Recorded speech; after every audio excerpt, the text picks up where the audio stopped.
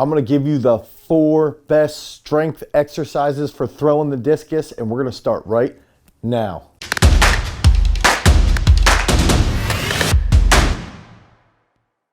What's up, everybody? It's Dane Miller from throwsuniversity.com, and if this is your first time to the channel and you want to become a better coach, you want to become a better thrower, you want to learn the technique of the discus, the shot, even the hammer, you want to learn how to train for these different events, make sure that you like, you subscribe, and you ring that notification bell so that we can help you become a champion. So at Throws University, we get asked questions all the time like, hey Dane, I want to know what are the best strength exercises that I can do to increase my throws in the discus. And I think that these questions, they're perfectly fine, right? And they go a long way, but we've got to understand the actual physical keys behind throwing the discus. It's not as easy as, hey, do this exercise and your discus is going to get better. We've got to think about it from the perspective of what actually happens when we're throwing the discus. When we're throwing the discus, there's going to be a lot of forces generated. There's going to be a lot of very deep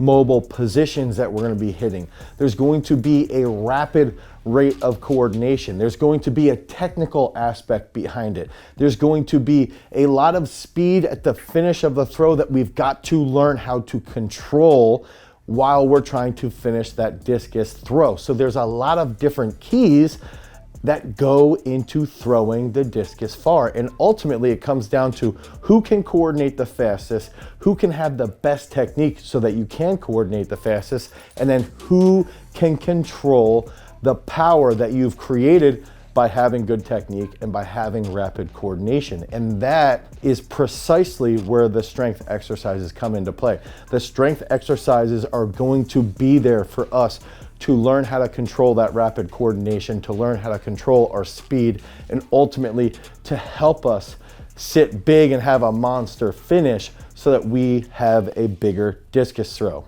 So diving right into it, let's start at that number 4 spot. I like to use the back squat, and I like to use every variation possible behind the back squat. I like my throwers, my discus throwers, to squat ass to grass. We've had Sam Mattis, a world championship finalist, who's back squatted 285 kilos. I've also had Sam and all my other discus throwers, including 2016 Olympian Alex Rose, do partial squats.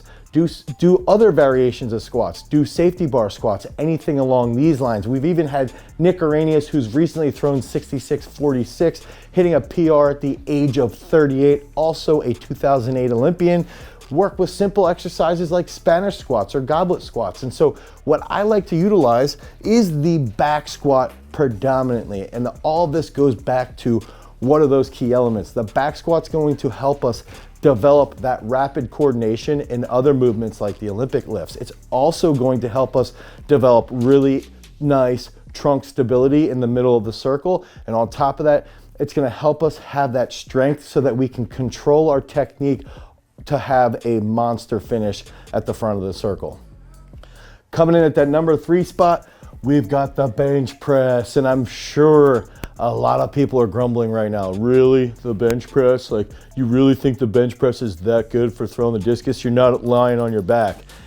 And one of the things with people saying stuff like that, it doesn't make sense. Dr. Anatoly Bondarchuk, who I happen to train under for a year living in Canada, has done the research. He's shown that the bench press has a very significant transfer to discus throwers even over 60 meters. So they've seen that if your bench press goes up, your discus throw is likely going to go up. So it's important that we have a nice and strong bench press. And so I think that a lot of this factors into, 1, we're gonna have a really strong shoulder girdle, and 2, we're gonna have really, really strong pecs. And if we can think about, even with that closer grip bench press, now all of a sudden our humerus is going to be back behind our shoulder quite a bit more. That's going to mimic the position the discus is in when we're hitting the front of the circle. Now our chest can handle that tension and we can continue to coordinate and accelerate through that finish, and that's going to lead to that big throw that we're all wanting regarding the discus throw. And we use the bench press predominantly with all of our discus throwers. Sam Mattis has benched over 500 pounds. Alex Rose has benched over 500 pounds. So a lot of our top end discus throwers have done really, really well training with a big bench press. Coming in at that number 2 spot, we got pull-ups. So a lot of people forget, one of the big important aspects behind throwing the discus is making sure that our shoulder girdle is mobile, making sure that our thoracic spine is mobile, so that we have nice thoracic extension and we have strong thoracic rotation as well, so that we can catch that discus nice and deep. But on top of that, so that we can carry the discus well out of the back into the middle of the circle. And that's one of the things behind pull-ups, is we've got to think about a couple different factors here. One, training pull-ups is going to lengthen our lats, especially if we're training dead hang pull-ups. Two, it's going to help with structural stability, with structural integrity. If we are training the bench press, we've got to make sure that we're also training those antagonistic muscles, the lats, the rhomboids even to a point. And so that's going to help us a lot with having a nice stable back, and that's going to help us transfer over really, really well. But ultimately, it still comes back to that mobility that we want to hit. So if you're hitting those pull-ups, a lot of throwers make excuses about doing pull-ups, that we're heavier, we don't want to do pull-ups. But it's really, really important, and the carryover is very, very high. If we can hit pull-ups, we can lengthen our lats, we can be a little bit more structurally sound, and that's going to help us to control the speed at the front of the circle. Before we get into that number 1 exercise, if you guys want more information around strength training, or you want a strength-based program provided by Throws University, head over to throwsuniversity.com. You can click on the link down below and you can pick up a strength-based training program that's going to help you quite a bit to increase your discus throw. So that number 1 strength lift is the single leg squat. And a lot of people might be blown away by, wait, single leg squats, really? Yes. A lot of the throw is going to be done on one leg, and we've got to have trunk stability when we're on a unilateral position, when we're on that single leg position. So when we're coming out of the back of the circle, we've got to be able to have nice dynamic trunk control as our right leg sweeps around the left. We've got to be stable. And on top of that, training a single leg, training unilaterally, is going to help us sort of iron out any weaknesses that we might have on our left side if we're a right-handed discus thrower.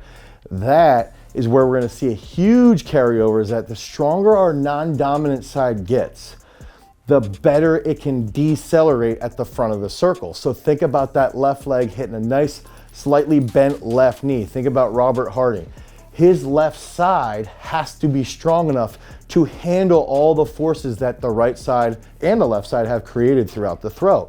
So a lot of that energy is transferring into his transfer leg. If we remember, that left leg, that is not the block leg, that is known as the transfer leg. So all of that energy is transferring into the transfer leg. So it's got to be really, really strong in a unilateral position.